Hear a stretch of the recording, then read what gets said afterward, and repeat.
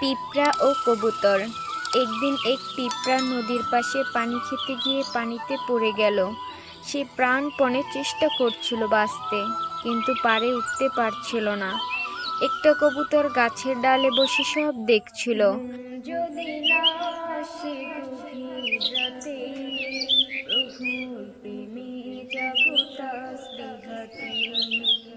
ঘুম যদি না আসে গভীর রাতে, সে সঙ্গে সঙ্গে একটা পাতা ছিঁড়ে পানিতে ফেলে দিল। পিঁপড়াটি পাতায় উঠল আর সেখান থেকে পাড়ে এসে বাঁচল। পিঁপড়া কবুতরকে ধন্যবাদ দিল। কয়েকদিন পর এক শিকারী কবুতরটিকে মারার জন্য বন্দুক তাক করল। পিঁপড়াটি সেটা থেকে শিকারীর পায়ে কামড় দিল। ব্যথায় শিকারী নড়ে উঠল আর গুলি মিস করল। কবুতর উড়ে গেল, বেঁচে গেল। যদি না আসে গভীর রাতে, প্রভুর প্রেমে জাগো তাসবিহাতে।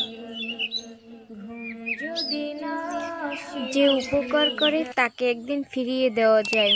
ছোটরাও বড়দের সাহায্য করতে পারে।